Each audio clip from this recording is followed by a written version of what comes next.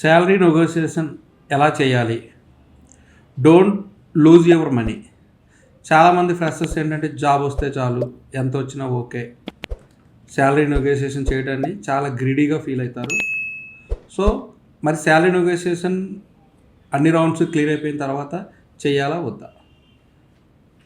Salary negotiation అయితే మనం ఖచ్చితంగా చేయాలండి. HR also expecting from candidate side salary negotiation. Then only you are technically strong అని HR feel అవుతారు. సో నెగోషియేషన్ చేయకపోతే ఫ్రెషర్ అయితే ఒక 50,000 నుంచి 1 lakh, ఎక్స్పీరియన్స్డ్ క్యాండిడేట్ అయితే 3 to 4 lakhs ప్యాకేజ్ని ఖచ్చితంగా మిస్ అవుతారు. సో శాలరీ నెగోషియేషన్ అయితే తప్పనిసరి. సో జనరల్గా జాబ్ సీకర్స్ చేసే మిస్టేక్ ఏంటి?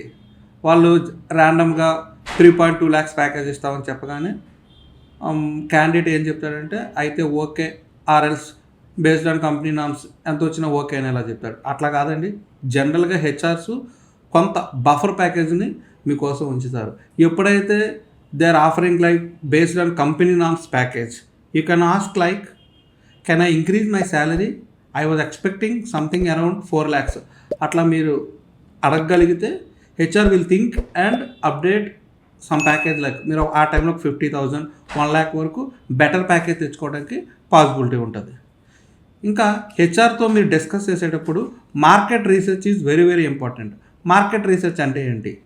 మీరు ప్రజెంట్ ఏ జాబ్కి అయితే అప్లై చేశారు, మీ శాలరీ రేంజ్ ఎంత, మీ ఎక్స్పీరియన్స్ ఏంటి, ప్రజెంట్ కంపెనీలో ఎంత ఆఫర్ చేస్తారు ఈ రోల్కి, ఇట్లాంటివన్నీ రీసెర్చ్ చేసుకొని మీరు హెచ్ఆర్తో స్ట్రాంగ్గా మాట్లాడగలిగితే మీ ప్యాకేజ్ చాలా ఇంక్రీజ్ అవుతుంది.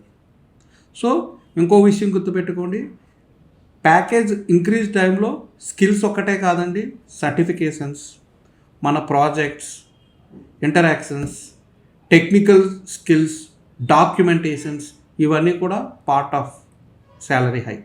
ఏంటంటే ఇవన్నీ మీకు స్ట్రాంగ్గా ఉన్నాయనుకోండి, మీరు శాలరీని డిమాండ్ చేయొచ్చు. Not only like salary hike, ఈ హెచ్ఆర్ డిస్కషన్లో మీరు అడగవలసిన ఇంకొన్ని పాయింట్స్ ఉన్నాయి.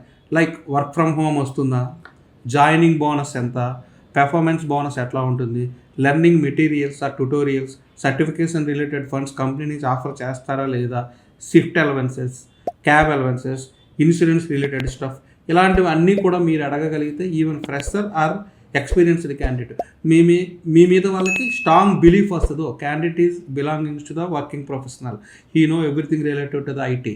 సో వాళ్ళు కూడా ఆటోమేటిక్గా కన్వే అయ్యి మీకు ప్యాకేజ్ ఇంక్రీజ్ చేయడానికి చాలా స్కోప్ ఉంటుంది.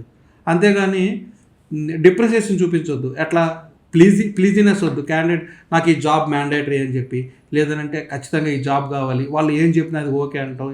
మన పర్సనల్ ఇష్యూస్ని కానీ ఇంకో ఏదైనా ఫ్యామిలీలో ఏదైనా ఇష్యూస్ ఉన్నా ఆ ఇష్యూస్ని కూడా వాళ్ళ దగ్గరికి తీసుకెళ్ళి మిస్కనెక్టివిటీని క్రియేట్ చేయొద్దు. ప్రొఫెషనల్ వేలో ఎప్పుడు కూడా the discussion should be 100% professional.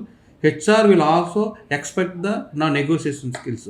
మీరు కమ్యూనికేషన్ స్కిల్స్ స్ట్రాంగ్గా మీరు అడగగలిగితే హెచ్ఆర్ టైంలో మీ ప్యాకేజీ 100% ఇంక్రీజ్ అవుతుందండి. ప్యాకేజ్ ఇంక్రీజ్ చేసుకోవడానికి చాలా మార్గాలు ఉన్నాయి. లైక్ ఒక క్యాండిడేట్ 6 lakhs నుంచి 12 lakhs, 18 lakhs వరకు కూడా మన ప్యాకేజ్ ఇంక్రీజ్ చేసుకోవచ్చు. మధ్యలో కౌంటర్ ఆఫర్ అని ఒక కాన్సెప్ట్ ఉంటుంది, మనం దాన్ని హెల్ప్ తీసుకొని కూడా ప్యాకేజ్ ఇంక్రీజ్ చేసుకోవచ్చు. సో ఇట్లాంటి మోర్ టిప్స్ మీకు కావాలనుకుంటే ఈ ఛానల్ని సబ్స్క్రైబ్ చేయండి.